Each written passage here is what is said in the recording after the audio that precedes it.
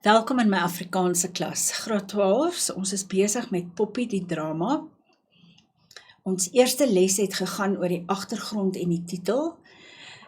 Hierdie les gaan ons praat oor die bou van die drama, die struktuur.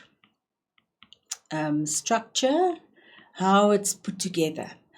And basically what it boils down to is that we have two acts, bedryf 1, bedryf 2, en julle weet 'n bedryf is wat ons in Engels noem 'n act, en dan is daar 6 tonele in elkeen. So 2 acts, 6 scenes in each act. I'm quickly going to run over what happens basically in each act, in each scene, so that you just have a oversight. Die eerste bedryf is in geel, en die tweede bedryf het ek vir julle in groen gemaak, sodat julle kan sien daar's 'n verskil. Die eerste toneel begin in Uppington, in die Noord-Kaap. Prehistory. Remember, she comes from a very strong line of powerful women. And here we hear about Oma Kappie, Oma Honey, Mama Lena, that's Lena's mom, Poppy's mom, and then Poppy's birth, and her childhood days, and her school time. So this gives us information, inligting about the people. Dan kom ons by die eerste toneel. Ons gaan aan met die eerste toneel. Dit gaan dan nou na Lambert's Bay toe, aan die Weskus, West Coast, there by Paternoster, Lambert's Bay, Laaiplek, Veldrif, al daai plekke. It was a fishing community, so daar was 'n visfabriek.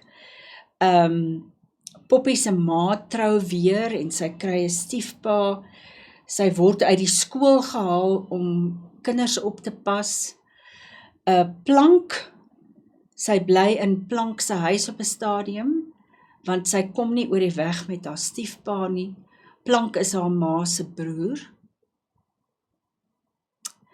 En dan sterf Oma Honey. Now Oma Honey was a very caring character in her life, and it was quite a blow to her when her Oma died. Still in Lambert's Bay, she's a young girl at this point, and she's ready to get married, maar sy wou nie met die ou mans trou nie, en toe ontmoet sy vir Stone Nongena, en julle weet nou wat sy van beteken, geen toegang, not allowed in, and then Poppy get married in 1953. Nou kom ons by die tweede toneel. Sy skoonfamilie, haar skoonfamilie, Stone se ouers, bly op Herschel in die Oos-Kaap, Eastern Cape. That's their first Christmas as a married couple, and during this visit, she learns a lot about the isiXhosa culture.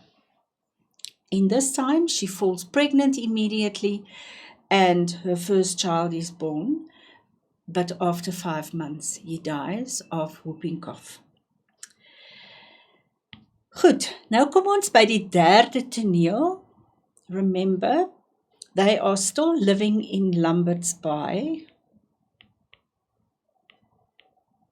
Ekskuus kinders.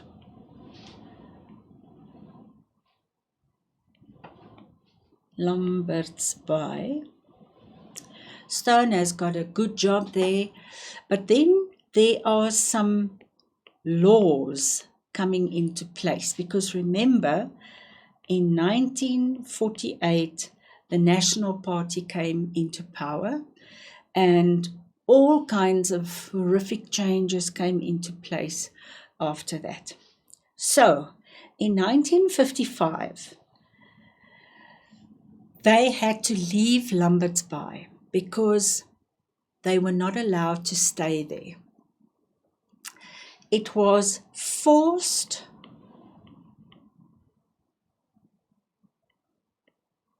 removals of people. Those were also the days where the people had to just leave their homes and go. There was a place prepared, a city built op die Kaapse vlakte, and part of this was Nyanga, and she and her family had to move there. They didn't have a choice. They had to go. That's why it's forced.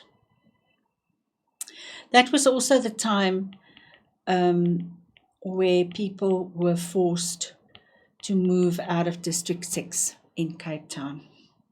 Very, very sad time.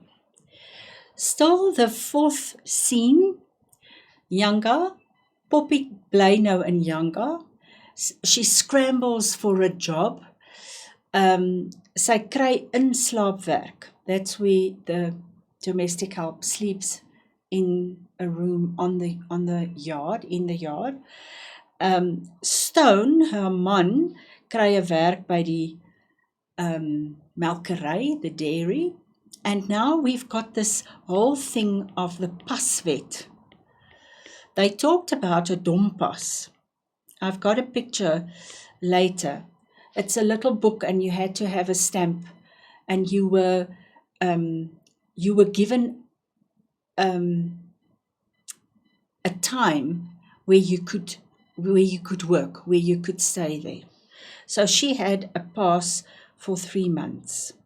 Hulle het in 'n sinkhuisie gebly, and this time there were lots of riots about this dompasse that you had to have with you at all time.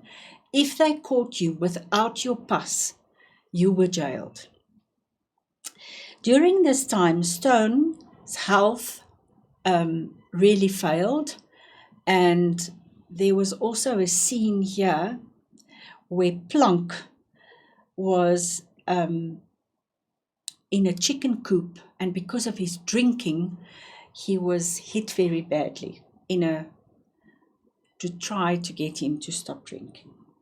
Goed. Nou kom ons by die 5de toneel. Here, Stone has to be hospitalized. And when we discuss the 5th scene, you will see how this all plays out. Poppy moet nou Ciskei toe gaan. She can't stay in Cape Town to be close to her husband. She has to go to the Ciskei. It's a time of turmoil. She's got a job. Stone is in hospital. She has to feed her family, but then her kids fall ill and she has to stop.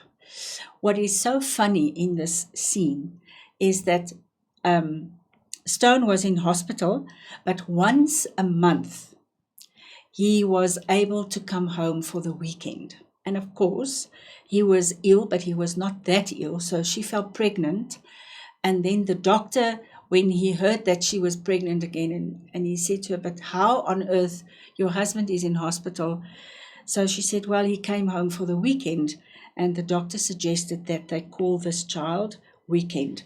Not really, but it was a very light moment in the story. Okay, so then Poppy gets a pass, and Mrs. Retief helped her. She was a social worker. But, there were, you would, in this time, you would be fast asleep in your house, and 3 o'clock in the morning or 4 o'clock in the morning, the police will just barge in and see if you've got your pass and everything is ready. And okay. It was a terrible time. Goed. This is a very short scene. The last scene, it's in the church Poppy is a deeply religious person, diep gelowig.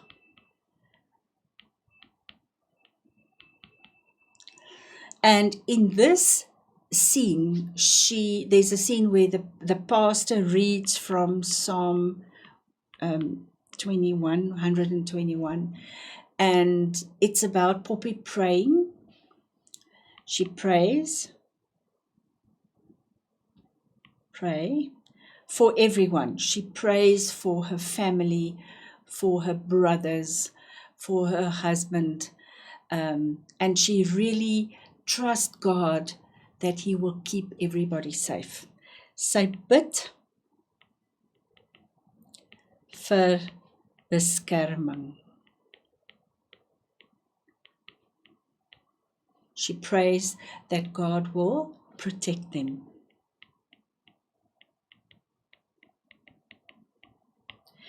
Goed.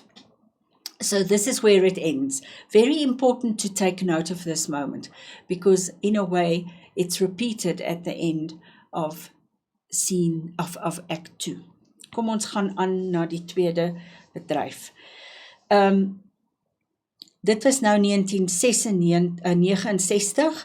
Poppy se laaste kind word gebore, and she has to go to Ciskei. There is no other way now.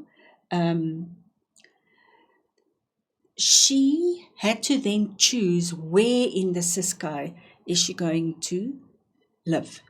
And in the end, they decided that she will go to Humdantsane, and that was close to West London, because there were good schools. Daar kinders kon skool toe gaan daar. En dit was Poppy se diepste begeerte. Her deepest desire was to provide her children with good schooling and a house to be protected in. Goed, dis Kersfees, die plek is nou in Mdantsane, ek het vir julle gesê, die kinders trek saam met haar se skei toe. Dis 'n rouhuis, ons sal later daaroor praat. It's just the basics. And what was so funny, Stone kom kuier, kom na 2 jaar. After 2 years, Stone come and visit. Now, can you begin to understand what is happening with this family? They are ripped apart. The father is in Cape Town, the mother and the children are in the Ciskei in Mdantsane. There's no opportunity for a healthy family life. And that's one of the big things that apartheid did to so many people. Okay. Bonsile is Stone en Poppy se oudste kind, en hy maak 'n jong meisie wat saam met hom in die skool was swanger, en dan moet hy damage geld betaal. Nou, Fukile is Bonsile se kind.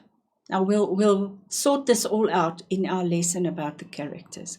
But the big thing here is Stone died in 1974.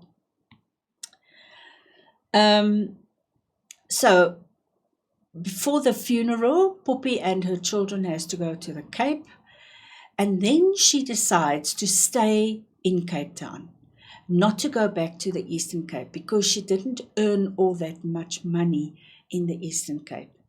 And she decided she will take the risk of working there without a pass.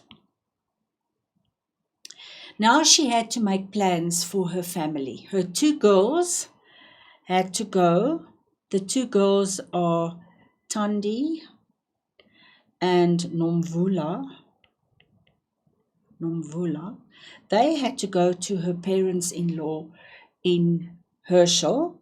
Bonsile will stay on in the house in Mdantsane. Poppy sees her grandchild, and she gets work with Mrs. Swanepoel. Now, this is the person that you will see is very prominent in the movie. In 1975, she visits her children, She goes to Herschel, she sees the girls, she goes and see Bonsile in Dansani, and then she sees her grandchild, Vukile, and how he is completely neglected. Oops, sorry, waar was ek nou? Verwaarloos. Completely neglected, and she decides she's going to take him back to Cape Town.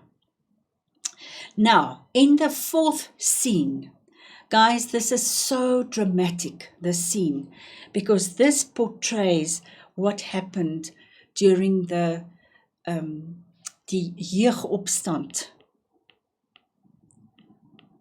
van 1976. En dit is hoekom ons elke jaar 16 Junie het ons jeugdag, Youth Day, and it all remembers this time of unrest. So it started in Soweto, ended up going to the Cape. There were the kids were so rebellious, and as we discuss this in detail, you will see Yaki, which is her half brother, falls prey to all of this, and in die laaste toneel kom ons weer by hierdie punt uit.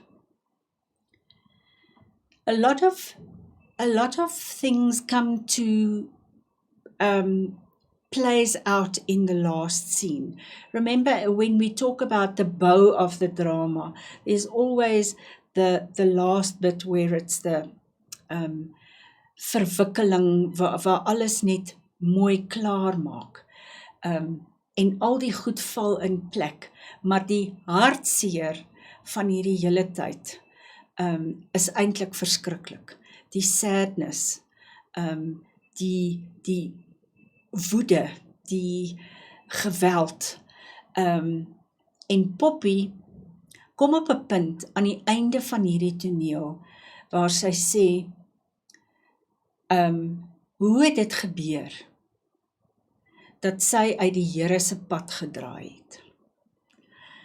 And she still blames herself at this point for what happened to her children. All that she wanted was for them to be safe, for them to be healthy, for them to have a good life.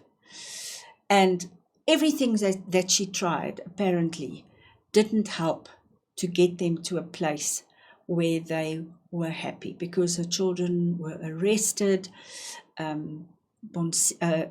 Yaki had to flee the country, and she's at a point where she's so tired she cannot fight anymore. And then she comes to a place where she accepts that what happened, must have been God's will, and she's just going to take it as that. When we go through the scene by scene, all of this will be explained in much more detail. So I hope there's a little piece of the puzzle that you can put in, totdat ek julle 'n volgende keer weer sien.